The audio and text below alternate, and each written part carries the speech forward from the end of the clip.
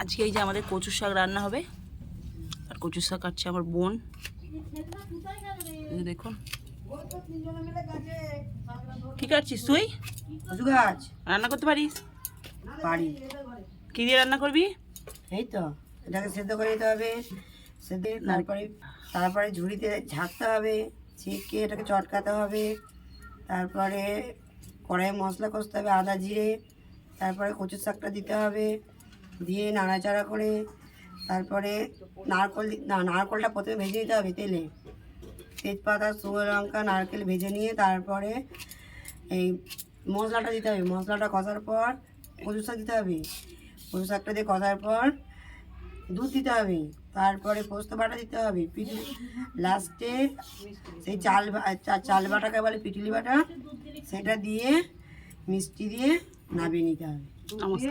নমস্কার। কাটা হচ্ছে। আমার বাবা খেতে খুব ভালোবাসে।